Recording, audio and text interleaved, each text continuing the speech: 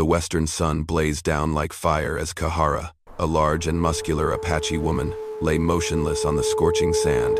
She had once led countless raids, but after her final battle with the cavalry, her legs had been left paralyzed, and now that her strength was no longer whole, the tribe saw her as a burden. Her father placed a pouch of dried meat on the ground. Her two brothers stood behind him, their eyes as cold as stone.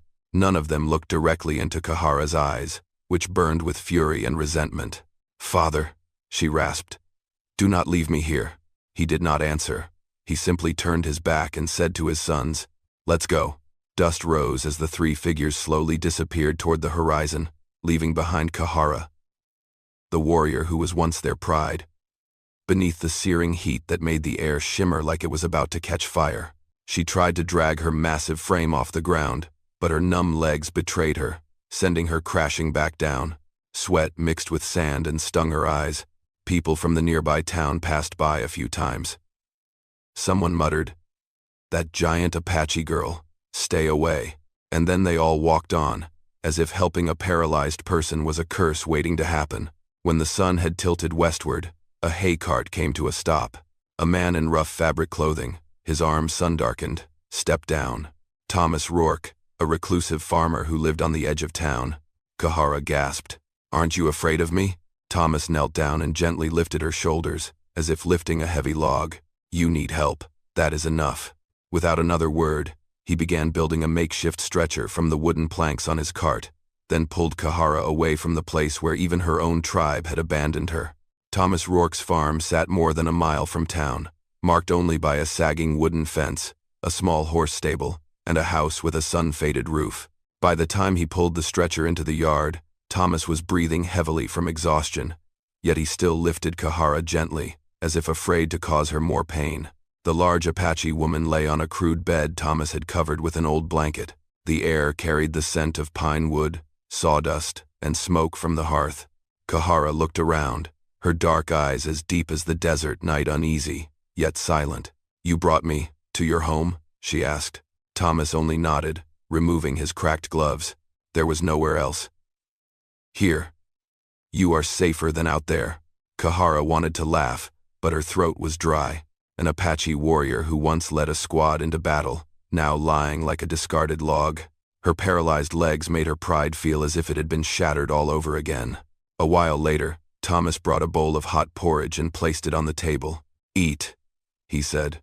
Kahara tried to raise her hand. Her arm solid and muscular, as thick as a man's forearm, still held strength. But it trembled. The spoon clattered to the floor. She clenched her jaw, her breath sharp and angry. "I am this big, and I cannot even feed myself. How pathetic." Her voice was low and tight, laced with bitterness. Thomas bent down, picked up the spoon, placed it back in her hand, then gently shook his head. Surviving has never been something to be ashamed of. Kahara lowered her gaze for the first time, feeling like someone was looking at her not with fear, pity, or contempt. Just simply seeing her as a person. She still could not feed herself. Thomas let out a soft breath, then turned his back to her, holding the spoon behind his shoulder so she could lean forward and eat, preserving both her pride and her strength. "Why are you doing this?" she asked. Thomas replied, his voice calm, like stating a simple fact. "I am used to doing things alone. Helping one more person is not hard." Through the small window, townspeople kept glancing nervously toward the farm. A woman whispered to the person beside her, "Look at that. Thomas brought a giant Apache warrior into his home. He's asking for trouble." Thomas heard them, but he did not bother to turn around. Night fell. Kahara lay on the bed, listening to the sound of Thomas stoking the fire, the soft rhythm of a knife on wood, the scrape of planks as he reinforced the door. Each sound carried a strange weight, like someone was quietly putting back together the pieces of her broken life. For the first time in days, Kahara slept without the fear of being left behind again. The next morning, when Kahara woke up, the scent of fresh wood and the steady rhythm of hammering echoed from outside. She turned her body, her legs heavy like slabs of stone, and struggled to push herself up enough to glance through the window. Thomas Rourke was hunched over a pile of old wheels, Thick wooden frames and rusted metal bars spread around him. She frowned.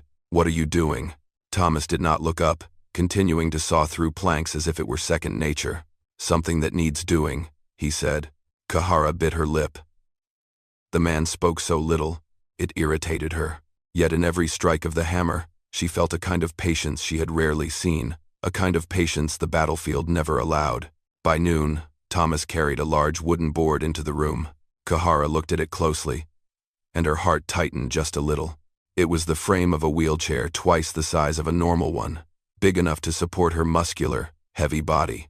"For me?" Kahara asked, her voice catching slightly. Thomas wiped the sweat from his brow, speaking as if it were the most obvious thing in the world. Who else would it be for? In the days that followed, the sound of hammering and sawing filled the air. Kahara sat on the bed watching, her strong hands resting on her knees, caught in a strange space between gratitude and discomfort. On the battlefield, she had always been the strongest one. Now, a skinny farmer was building her something her own tribe had never even considered. One evening, as Thomas tightened a bolt on the wheel axle, Kahara spoke softly. "I used to have many comrades, but when my legs were gone, they left me." She looked down at her hands, large, strong fingers marked with scars. "Aren't you afraid that helping someone like me will bring you trouble?" Thomas paused, then looked at her through the warm glow of the lamp. "Of course I am, but letting you die out there, that scared me more." The day the wheelchair was finished, the desert wind swept through, carrying with it the smell of hay and blazing sun. Thomas lifted Kahara, her body heavy, but he did not complain once. He set her gently onto the chair and gave the wheel a spin. "Solid," he said. "Give it a try." Kahara placed her hands on the rims and gave a gentle push. The wheelchair rolled smoothly across the wooden floor. Her heart pounded like a war drum. "You really gave me freedom," she whispered. Thomas stood nearby, one hand resting on the doorframe, his voice quiet and deep. "You are no longer bound to one place. Wherever you want to go, go." Kahara turned to him, her eyes shimmering like the light of the setting sun. "Even if I choose to leave this place?" Thomas gave a slow, subtle nod. "If that is what you want." Kahara shook her head, her voice firm. "No, I do not want that." Ever since the day that massive wheelchair became hers, Kahara started taking part in the work around the farm. Her muscular hands gripped the hammer as if they had known its weight since childhood. Even though her motionless legs remained still beneath the blanket, Thomas said nothing. He simply let her do whatever she wanted. In the mornings, Kahara sat in her wheelchair, holding the wooden board steady while Thomas sawed. In the afternoons, she carried buckets of water with her powerful arms, every muscle defined and taut. At night, the two of them repaired the rotting door of the horse stable. They worked like people who had known each other for years without needing many words. One evening, as the sun slipped behind the red hills and a fiery orange glow lit up Kahara's sharp features, she wheeled herself out onto the porch, stopping beside Thomas, who was shaving down a long plank of wood. "You let me do all this," Kahara said, "as if I am still a warrior." Thomas did not stop his work. "I do not care what you used to be. You are working now, that is enough." Kahara let out a quiet laugh. One of the rare ones, since her legs had gone numb. The desert wind ran through her black hair, carrying the scent of dry grass and sawdust from Thomas's shirt. After a while, Kahara looked down at her hands, large, strong, scarred. Her voice dropped, unusually hesitant for an Apache warrior. "Thomas, I have never been close to a man before. I am curious, and I long to know what that feels like." Thomas froze. The piece of wood slipped gently from his hand onto the floor. He turned to her. His gaze was not filled with desire, but with deep respect. "Kahara," he said slowly, "I will never do anything to make you uncomfortable, but I will not pretend that I feel nothing." Kahara blushed. A hardened warrior like her. Yet a calm, sincere answer was enough to make her avoid his gaze. Her broad shoulders drew in slightly, as if she were shy for the very first time. Thomas continued, his voice as gentle as the night breeze. "There is nothing wrong with longing, but it must come with readiness and trust." Kahara took a deep breath. The fierce look that once defined her now softened in a way even she did not expect. I do not know if I am ready, she whispered. But I am not afraid when I am with you. That night, they sat in silence for a long time on the wooden porch. Only the sounds of insects and the wind filled the space. But the silence was not distant. It was warm, full, and touched something deep within two people who had both once been abandoned. Neither of them said another word. But somehow, the small distance between them had quietly disappeared. Thank you for being here. If this story reminded you of old days, dusty afternoons, and the sound of hooves echoing in your heart, consider subscribing to my channel, so that each day we can sit together again. And I will tell you another tale from the West. After that night full of confessions, something shifted between Thomas and Kahara. It was not tense, and it was not rushed. It was simply warmer, closer, and so strange that both of them felt it deep within. In the days that followed, Kahara helped Thomas rebuild the fence. Her muscular arms lifted heavy wooden posts like they weighed nothing. Thomas stood nearby, watching with a mix of admiration and a heart that beat faster than usual. Every evening, they shared dinner at the wooden table they had repaired together. Whatever Thomas cooked, Kahara ate even when the porridge was too thin or the meat slightly burnt. She told stories from the battlefield. Thomas shared memories of growing up without parents, working the land alone since he was 15. In those quiet stories, they found each other. One night, the desert wind drifted softly across the land, and the moon hung in the sky like a smooth-cut piece of white wood. Thomas stepped out onto the porch, where Kahara sat in her wheelchair, her eyes gazing far out toward the darkening horizon. Moonlight slid across her broad shoulders and powerful frame, casting a figure that looked both strong and achingly alone. Thomas knew if he did not speak tonight, he might never have the courage again. He stepped forward and knelt before her. Kahara startled. "Thomas, what are you doing?" Thomas clasped his hands tightly, his voice slightly trembling, but steady. "I do not have a ring. There is no preacher here. I have nothing but this land, these hands, and my promise." Kahara's eyes widened, her heart so used to war now pounding like a ceremonial drum. Thomas went on, "Kahara, I want to marry you, if you will have me as your husband.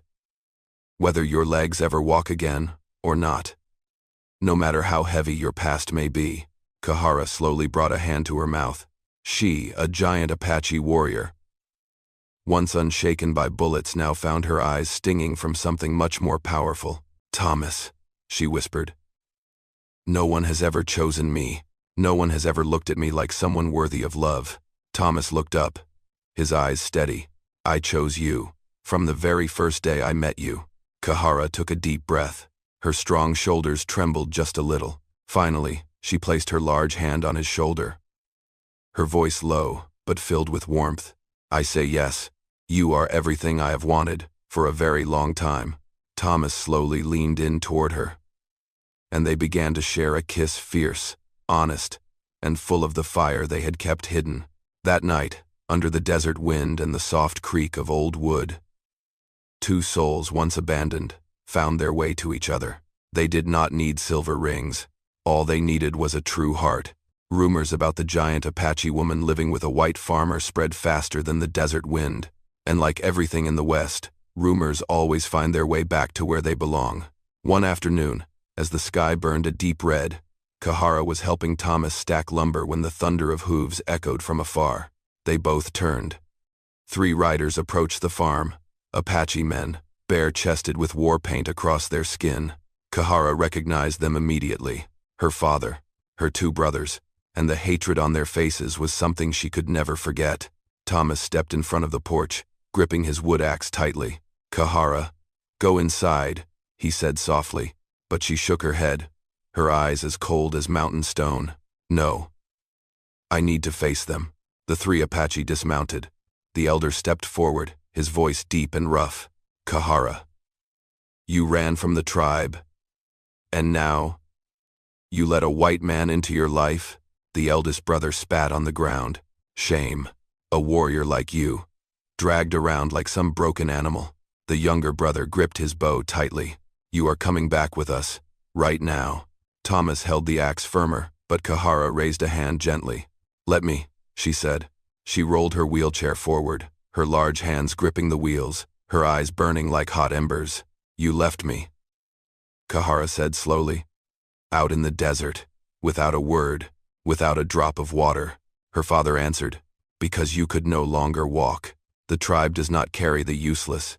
The words hit Kahara like arrows. She bowed her head briefly, then raised it again, her voice sharp as forged steel. "But here I survived. I built that shelf. I fixed that window. I work. I fight. I live." She raised the wood axe Thomas had given her, her muscular arms tensed, veins standing out beneath her skin. "And if anyone tries to drag me away, I will show them exactly what I am still capable of." The desert wind blew, carrying a heavy silence. Her father looked at the axe, at his daughter's massive hands, then at Thomas standing close, ready to defend her. For the first time, hesitation flickered across his face. He saw not a burden but a strength he had never created.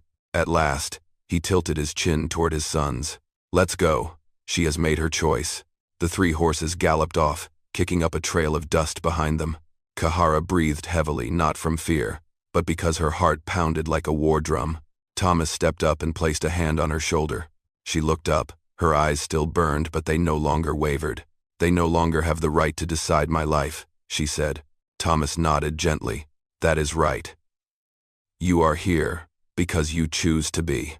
That evening, Kahara belonged to herself again, and to the one who had chosen her. After the day she stood up to her old family, it felt as if a heavy stone had finally been lifted off Kahara's chest. The next morning, she woke earlier than usual and wheeled herself out into the yard just as the sun was breaking over the desert in a thin line of light. Thomas was checking the new fence. He turned when he heard the sound of wheels on dirt. "You are up early," he said. Kahara shrugged. "Working helps clear the mind." She lifted a wooden post with one hand, muscles standing out beneath her darkened skin. Thomas watched, unable to hide his admiration. Even with paralyzed legs, the strength in her upper body was so powerful that it often made him stop just to look at her. In the midday heat, they worked side by side, watering the cornfield, fixing the roof of the stable, sweeping away fallen wood scraps. Kahara threw herself into the work with such energy that Thomas finally reached out and touched her shoulder gently. "Kahara, take a break. You do not have to prove anything." She looked up, sweat trailing down her temple, her eyes softer than usual. "I am not doing this to prove anything. I am doing it because I belong here." Those words made Thomas pause for a long moment, as if the desert wind had just blown straight into his heart. That afternoon, they ate together under the porch. Kahara looked out over the land, the freshly repaired stable, the new fence, the door with its new coat of paint. Everything bore her mark. She spoke without thinking. "I used to believe I only had value when I held a spear, when I could ride a horse. When my legs gave out, I thought I had lost everything." Thomas rested his arm on the table, his voice as steady as ever. "You still have so much more. Strength, will, and a heart." Kahara let out a quiet laugh. "A heart? A warrior like me? With a heart?" Thomas looked straight at her, eyes unblinking. "You have more heart than anyone I have ever met." As the evening settled in, red sunlight mingling with golden dust, Kahara leaned her head against the doorframe. Her voice was low, but softer than he had ever heard it. "Thomas, when I am with you, I do not feel like someone who was left behind. I feel alive." Thomas stepped closer and placed a hand on her shoulder gently, as if touching something precious. "You did not fall into my life," he said. "You walked into it with your own strength." Kahara closed her eyes, letting those words sink deep into her heart. This place, the wooden porch, the cornfield, the smell of sawdust, the sound of sawing wood each morning, was no longer just a farm. It was home. And for the first time since the war, Kahara knew she was worthy of love, of staying, and of living a life no one else could define for her. There were no church bells on the wedding day of Thomas and Kahara, no preacher. Just a quiet desert morning, the wind brushing through golden grass, and 2 souls once abandoned, now standing side by side on a wooden porch. Thomas had woken up early. He brought out a small box made of pine wood, its surface still marked by carving tools. When he opened it, Kahara saw a rough, wide silver ring clearly forged to fit her strong, powerful fingers. Her throat tightened. "Thomas, you made this for me?" He nodded gently. "I have wanted to give it to you for a long time. I was just waiting for the right day." Thomas took Kahara's hand, a hand large, scarred, and full of strength from countless battles. He slid the ring on. It fit perfectly, as if it was made for her and no one else. "Kahara," Thomas said, his voice low but steady, "you were not abandoned in this life. You were chosen, and you have earned your place here." Kahara bit her lip. On the battlefield, all those years, she had not shed a single tear. But now, standing in front of this man, the tears came hot and fast. "All my life," she said, "I only knew how to fight, and how it felt to be left behind. But you were never afraid of me. You never turned away. You saw me, Thomas. You saw who I really am." Thomas smiled and gently pressed his forehead to her hand, like a quiet vow spoken without words. "And I will keep seeing you that way, for the rest of my life." The desert wind swept across the porch, lifting strands of Kahara's long black hair. She reached up, touched the silver ring, and for the first time, her broad chest felt light, free from the weight of the past. She spoke softly, but with unwavering certainty. "Two people who were once cast aside have now built a home." After that morning, the little farm began to change. Kahara built a new shed, repaired the stable, and carved every plank of wood with her powerful hands. Thomas expanded the cornfield, planted more hay, taught her how to read the soil, read the sky, and track the seasons. And every evening, when the sun melted behind the red hills, they sat side by side on the wooden porch, watching the last light fade. No war, no abandonment, just warmth, passing quietly from one shoulder to the other. In the harshest, driest land of the West, a family was built not with riches, not with grand words, but with resilience, kindness, and a love that no one believed they deserved, except for themselves. Dear listener, some people never speak grand words, never ask to be noticed. They simply kneel down and lift someone up, just as Thomas did with Kahara. Kindness is not charity. It is the most natural instinct of hearts that can see pain in the eyes of another. In a land full of gunsmoke and selfishness, kindness is rare, like water in the desert. But sometimes, just one person like that is enough to change another person's life forever. Thank you for being here with me, dear audience of Wild West storytelling. Wherever you are listening to this from, I hope peace and happiness always follow you. I love you all. Tell me where you are listening from. Type the number 8 if you enjoyed this story, and do not forget to subscribe to the channel to support me. Thank you, dear friends of